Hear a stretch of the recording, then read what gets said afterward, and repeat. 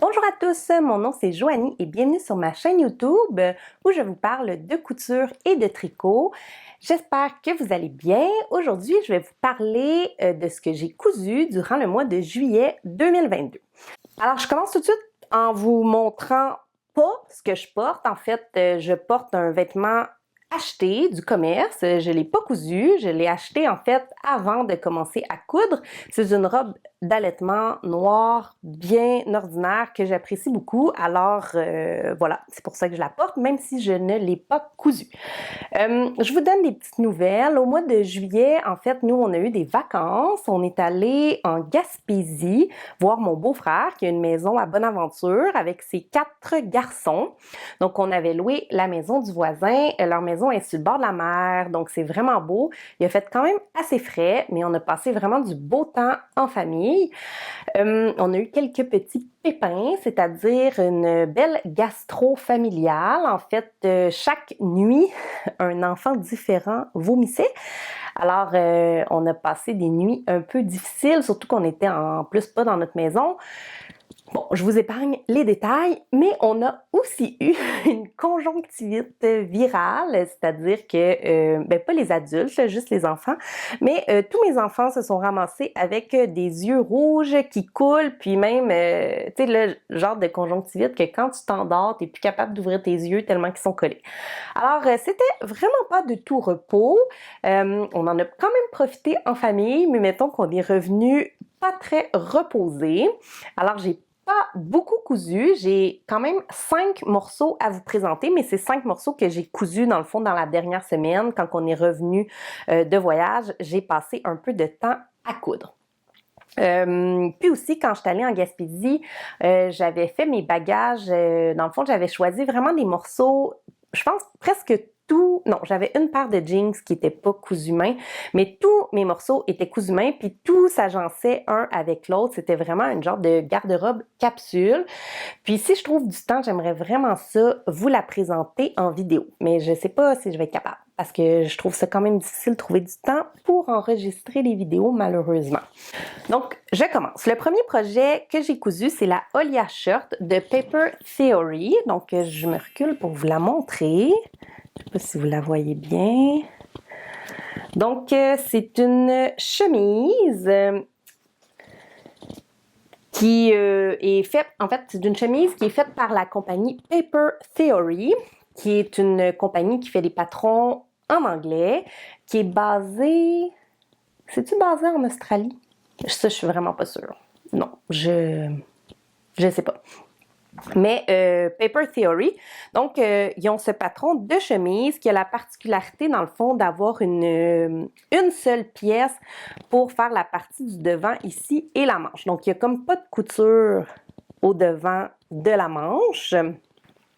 Puis ça fait qu'il y a un genre de petit carré, une petite pointe à faire. Donc, ce patron-là, il est offert au format PDF ou au format papier. D'ailleurs, je pense que le format papier est disponible chez Rive Compagnie pour les Québécois si vous voulez vous le procurer. Mais moi, j'ai utilisé le format PDF A0 avec des calques. Donc, j'ai entièrement coupé mon tissu en projetant mon patron avec mon projecteur. Donc, c'est la première fois que je faisais un vêtement un petit peu plus compliqué avec mon projecteur. Puis ça a quand même, ça a vraiment bien été. Donc, voilà. Le patron, il est disponible avec les marges de couture d'inclus. C'est des marges de 1 cm, donc quand même un peu plus petites que peut-être ce qu'on aurait l'habitude. C'est comme des marges un peu pour la surjeteuse, là, mais il n'y a pas eu de problème. Surtout que ce patron-là, il est offert de la taille UK 6 à la taille 28. Donc, pour un buste de 80 cm, 31,5 pouces à 142 cm ou 56 pouces. Mais surtout, ça prévoit 11 pouces d'aisance positive. Donc, je pense que c'est à peu près impossible d'avoir à faire des ajustements sur ce patron-là. Donc, que les marges de couture soient seulement de 1 cm, c'est pas vraiment grave. À la limite, on voudrait peut-être juste la rapetisser. Donc, je pense que c'est pas vraiment un problème. Moi, j'ai décidé de faire une taille en dessous justement à cause qu'il y avait tellement d'aisance positive. Donc, j'ai décidé de faire la taille 8, alors que j'ai décidé de faire la taille 10, alors que j'aurais dû faire la taille 12, puisque mon tour de buste est de 37 pouces. D'ailleurs, je vais vous laisser mes mesures sous la vidéo, là, dans la description de la vidéo, si jamais ça vous intéresse. Puis, les explications sont seulement en anglais, mais c'est donné au format impérial ou métrique. Le tissu que j'ai utilisé, c'est un Sand Wash Coton de 4/11 dans la couleur bleu marine. C'est un tissu qui a comme une texture. Puis, je l'avais acheté chez Blackbird Fabrics. Puis, les boutons, je les ai pris chez Club Tissu. C'est des boutons marines qui ont une petite variation de couleur. Donc, j'avais 2 mètres de tissu. La compagnie recommandait 1,70 m. Il m'est resté pas mal 30 cm. Alors, faut vraiment suivre la quantité de tissu qu'ils nous recommandent. J'avais déjà cousu le Zadie Jumpsuit de Paper Theory. Puis, ce patron-là, je me rappelle que j'étais arrivée aussi vraiment juste sur le tissu. Donc, il faut vraiment pas arrondir trop à la baisse. Moi, je fais souvent ça. Donc, pour Paper Theory, il faut se dire que le métrage qu'ils nous donnent est vraiment le métrage nécessaire. Concernant les explications, j'ai trouvé que c'était pas si facile dans le sens que il y a des dessins, plusieurs dessins, c'est pas des photos. Moi, je préfère des dessins aux photos. Mais il y a beaucoup de textes explicatifs pour chaque image. Puis il y a parfois des choses qu'ils nous disent de faire. Par exemple, je sais pas, là, de surpiquer notre couture, mais il n'y aura pas l'image qui va avec. Donc moi, souvent, quand je couds, je regarde beaucoup les images et je lis pas beaucoup le texte. Mais là, il fallait vraiment lire le texte parce que sinon, on pouvait manquer des étapes. Il nous montrait pas en dessin chaque étape. Okay? Donc, il faut vraiment lire le texte. Mais la compagnie nous fournit quand même une vidéo sur YouTube qui est vraiment faite par Paper Theory où on nous montre comment coudre la chemise. Puis pour être bien honnête, je l'ai utilisée surtout quand je suis venue coudre la pièce ici, dans le fond, le petit carré, là, le petit angle droit au niveau de la manche. Oups, il faut que je cache mon visage. Donc ça, c'est mon deuxième. Je l'ai pas mal mieux réalisé. Ça, c'est mon premier, qui est pas parfait, mais j'ai pas décousu parce que, ben, rendu là, on s'en fout. Puis l'autre chose, c'est sous les manches, je trouve que c'est pas parfait. Mais on s'en fout, c'est en dessous des manches, puis ça paraîtra pas. Puis je pense que c'est à peu près impossible que ça arrive parfait. Ouais, regardez, elle, est moins bien fait. T'sais, on voit que ça tire un peu. Mais j'ai pas décousu, j'ai laissé ça comme ça. Puis, c'est pas mal ça. Ah oui. La seule chose que je ferais un peu de différent si je recouds cette chemise-là, c'est qu'on nous dit de faire un stay stitch. Je sais même pas le mot en français. C'est quoi? Si vous le savez, dites-moi-le. Stay stitch. En fait, c'est de coudre un point qui va être dans notre marge de couture pour stabiliser notre tissu, puisque quand c'est coupé sur le biais, si on le manipule beaucoup ou qu'on vient poser une encolure, par exemple, on peut l'étirer. Donc, le stay stitch empêche, dans le fond, d'étirer notre tissu qui est coupé sur le biais. Donc, on nous dit de venir stay stitcher notre encolure avant de poser le col, ce qui est une très bonne chose, mais on devrait probablement le faire au tout début de notre couture. Donc, avant de venir poser les manches, puis tout ça, parce que quand on manipule, on risque quand même d'étirer notre encolure. Donc, si c'est à refaire, je ferais le stay stitch au tout début plutôt que de le faire juste avant la pose de l'encolure. Puis, il m'est resté à peu près 30 cm de tissu. Je pense que j'en ai assez pour faire une paire de culottes courtes pour ma fille là-dedans, mais je les ai pas taillées encore, fait que j'ai comme l'impression que je vais peut-être pas les faire, à moins que je me motive bien gros pour le mois prochain. Mais ce qui fonctionne le mieux pour moi, c'est que quand je couds, dans le fond, quand je taille mon morceau pour moi, si j'ai des chutes ou des restants, je taille tout de suite un morceau pour un de mes enfants, puis comme ça, c'est sûr que je rentabilise tout mon tissu. Si je fais pas ça, d'habitude, j'oublie que je l'ai, je suis comme pas portée à le réutiliser. Mais en même temps, c'est quand même bien de... En fait, pourquoi je l'ai pas tout de suite taillé? Ben, peut-être par paresse, mais aussi, je m'étais dit que si jamais j'avais un pépin en cousant ma chemise, j'aurais encore du tissu de disponible. Puis d'ailleurs, une chance que j'ai fait ça, parce que quand je suis venue poser mon encolure, normalement, on met la pièce de colle qui est entoilée sur le dessus, puis la pièce qui est en dessous n'est pas entoilée. Donc ça, c'est normalement qu'est-ce qu'on fait. Puis moi, je l'ai posé à l'envers. Parce qu'aussi, mon tissu, il est complètement, ben, il est vraiment identique l'endroit de l'envers, là, donc c'est pas si évident de... J'avais fait des petits X partout, là, mais c'est pas si évident de savoir l'endroit de l'envers. En fait, je pense qu'il est pareil, là.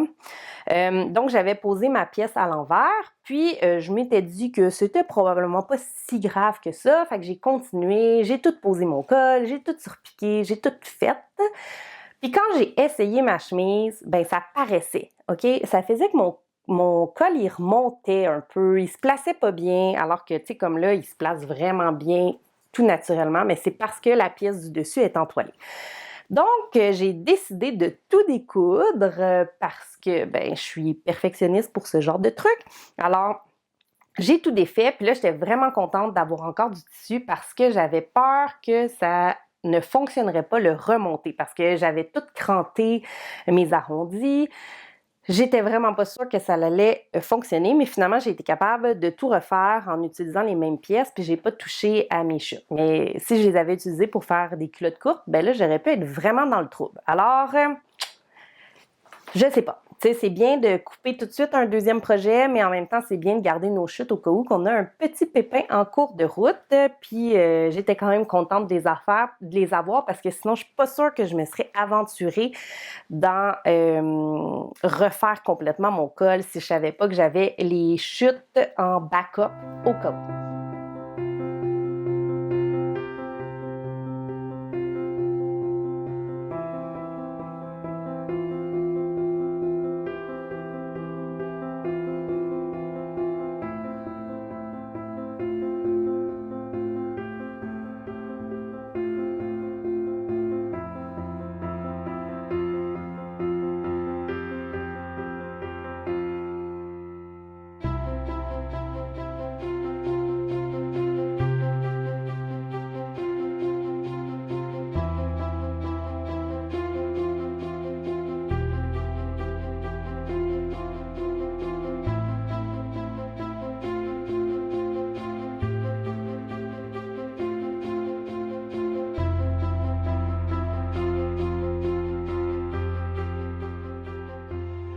Mon deuxième projet que j'ai à vous présenter, c'est le Blow My Tank, qui est un patron de tank top, là, un genre de camisole.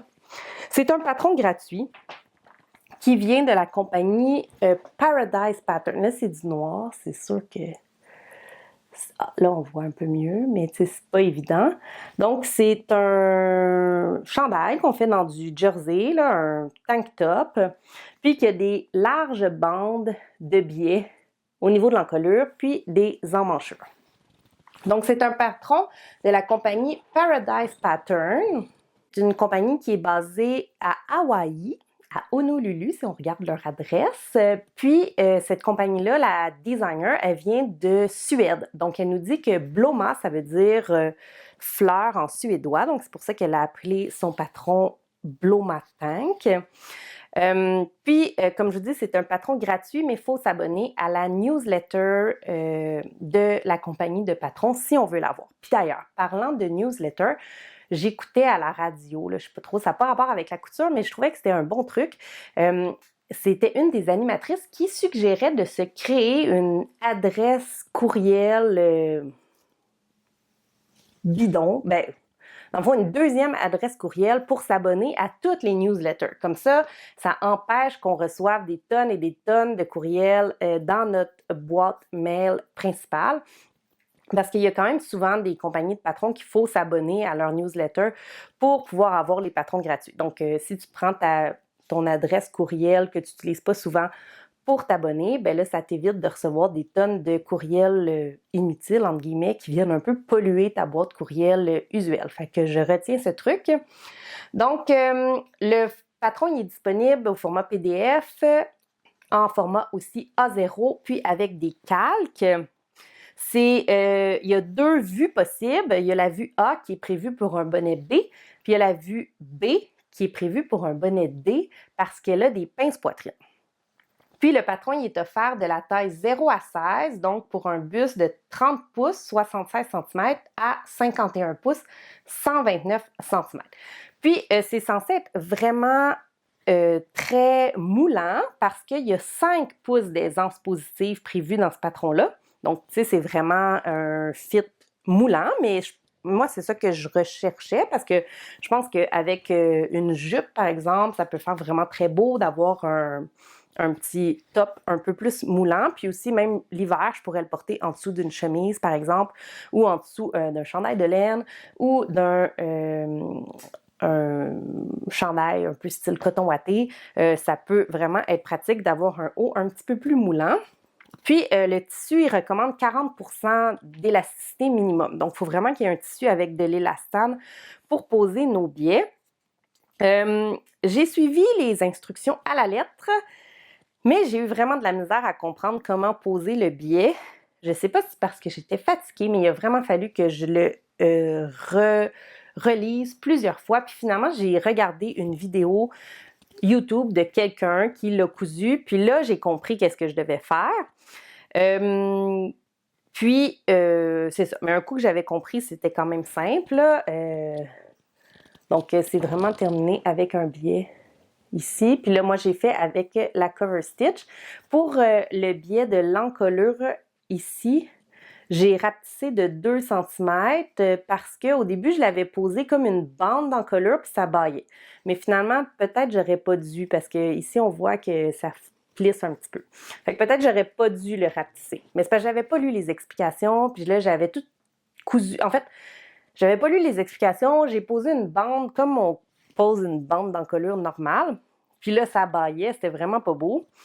Puis là, j'ai lu les explications, puis j'ai compris que j'avais pas fait pantoute la bonne affaire. Alors, j'ai décousu, mais il était trop tard. J'avais déjà rapetissé mon biais de 2 cm. Puis finalement, ben, j'ai été capable. Puis l'autre chose, c'est au niveau de l'ourlet, eux, ils recommandaient de faire comme un double rentré, un peu comme quand on fait avec du tissé. Mais là, moi, j'ai fini avec ma cover stitch ou ma recouvreuse 3/4 de pouce ou 2 cm, comme je fais pour tous mes chandails. Ils recommandent 92 cm de tissu, ce qui est probablement correct. Mais moi, j'ai utilisé du jersey coton lycra noir qui vient de chez The Fabric Snob, qui est le coton lycra luxe, que j'aime vraiment beaucoup. Mais j'en avais acheté peut-être 3 mètres, 2,5 mètres, 3 mètres. Donc, j'ai juste taillé mon chandail dedans, mais je ne sais pas combien j'ai utilisé.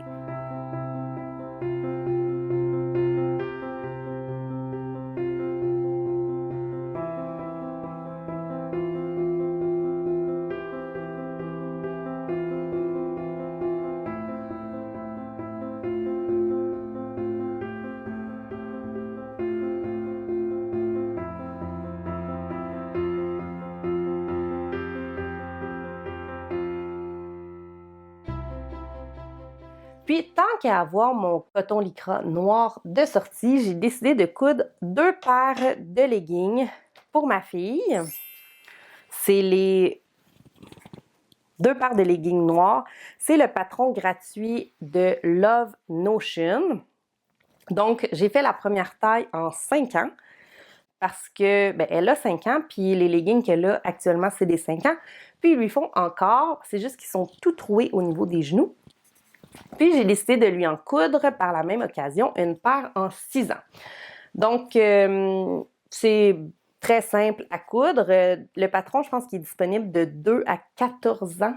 Donc, puis il y a quand même une différence de longueur entre, je sais pas si on voit, entre le 5 ans et le 6 ans de peut-être 2 pouces, 4-5 cm. Donc voilà pour ça. Moi, quand je lui couds des leggings, en fait, j'ai essayé pour la première fois de coudre ma bande ici à la recouvreuse. Puis finalement, j'ai décousu, puis j'ai fait avec, je sais pas, puis j'ai fait avec un zigzag parce que je trouve qu'un zigzag, c'est vraiment qu'est-ce qui est le plus élastique. Puis ici, j'ai fait avec la recouvreuse pour mes ourlets. Eux, ils recommandent de faire les ourlets avant de faire la couture d'assemblage ici, sur le côté. Mais c'est ça que j'avais fait pour ma première paire que j'avais cousue. Puis je pense que c'était des 3 ans à l'époque. Mais ça fonctionne bien. Là, moi, je suis quand même capable. En fait, le truc, je trouve, c'est de mettre notre tissu à l'envers quand on coud à la recouvreuse. Puis c'est quand même assez facile de coudre à l'intérieur. Bien, assez facile. C'est pas si facile, mais ça se fait. Alors, on n'a pas besoin de le coudre avant, puis ça fait une plus belle finition de coudre la couture de côté avant de faire l'ourlet. Puis finalement, le dernier patron que j'ai cousu, c'est une paire de shorts pour ma fille Sophie. Le patron, c'est les Boy Shorts de Lowland Kids Pattern. Puis, de façon intéressante, ils ont changé le nom tout récemment parce que, ben c'est ça s'appelait les Boy Shorts. Puis moi, je me suis dit que je pouvais bien les coudre pour ma fille, même si c'était des shorts de gars. Puis, ils ont changé pour appeler ça les Play Shorts. Donc, probablement pour inclure davantage de filles et avoir un modèle unisexe. Donc, c'est quand même drôle parce que j'avais décidé de les coudre. Puis tout de suite après, ils ont décidé de changer le nom. C'est comme si j'avais communiqué avec, par télépathie avec eux. Donc, c'est un patron tout simple de short. Puis il n'y a même pas de couture ici sur la fourche. Donc, c'est 2 pièces de patron. Il y a une possibilité de mettre des poches, mais je les ai pas mis parce que j'avais pas assez de tissu. En fait, j'avais vraiment un tout petit coupon de coton watté. Rose. Puis j'ai décidé que ce serait parfait une paire de shorts là-dedans. Je sais qu'ils ont un genre de drôle de truc qu'ils faisaient pour l'ourlet. Je pense replié dans l'autre sens. Où ils venaient de couper. Je sais pas trop. Je trouvais pas ça particulièrement beau. Donc moi, j'ai décidé de faire un ourlet ordinaire à la recouvreuse. Puis elle pourrait à la limite les tourner comme ça si elle voulait, mais c'est pas si beau là. Non. C'est mieux qu'elle les mette normal. Ouais. Donc, on vient coudre notre élastique. C'est un élastique de 1 pouce et 1/4. On le coud à la surjeteuse, puis on vient le surpiquer. J'ai utilisé un zigzag parce que je trouve que c'est plus facile. Puis aussi, ça nous permet, dans le fond, de coudre sur l'envers, puis que ça soit beau, tandis que la recouvreuse, il faudrait coudre sur l'endroit. Puis je trouve vraiment qu'un zigzag, c'est ce qu'il y a de plus élastique. Donc ce patron-là, qui est très simple, il est offert de la taille nouveau-né à 9-10 ans. Puis les patrons de Lowland Kids sont juste disponibles en PDF. Ils ont un format projecteur. Puis, c'est seulement en anglais. Donc, un petit patron très simple. Certainement un patron que je pourrais refaire pour mes garçons aussi. Parce que là, cette version-là, pas sûr que mes garçons vont la mettre, tandis que quand je fais des shorts comme ça, marine ou noir, même si j'ai les coups pour mes garçons, souvent Sophie est capable de les mettre quand c'est son tour. Alors voilà pour les Boy Shorts ou les Play Shorts de Lowland Kids. Donc voilà ce que j'ai cousu pour le mois de juillet 2022. Là, j'aimerais ça coudre des trucs d'été, mais en même temps, c'est bientôt l'automne. Donc, bientôt l'automne. Ça dépend. Des fois, l'automne arrive début septembre, comme il peut arriver fin septembre. Donc, je vais voir. C'est pas l'inspiration qui manque. Je sais pas si je vais vous faire une vidéo de plan couture parce que j'ai changé un peu ma façon de faire. En fait, avant, j'habitais dans une autre maison. Puis, quand je faisais ma taille de tissu, je taillais tout plein de projets en même temps, puis après ça, je faisais la couture. Tandis que maintenant que j'ai une pièce couture à moi qui est un peu plus grande, je peux vraiment aller au fur et à mesure, c'est-à-dire tailler un morceau, le coudre, tailler un morceau, le coudre. Fait que je taille pas en batch comme je faisais avant. Donc, j'ai moins tendance à faire une vidéo de plan parce que j'ai comme l'impression que je les respecterai pas. Donc, je vais voir, là, mais c'est certain que je vous donne rendez-vous vers la fin août pour vous montrer mon bilan du mois d'août. Puis, si je suis capable, j'essaie de vous faire d'autres vidéos au courant du mois. Mais je vous garantis rien parce que ma vie est un petit peu occupée ces temps-ci et je manque souvent de temps. Alors, je vous dis bonne couture, puis je vous dis à la prochaine!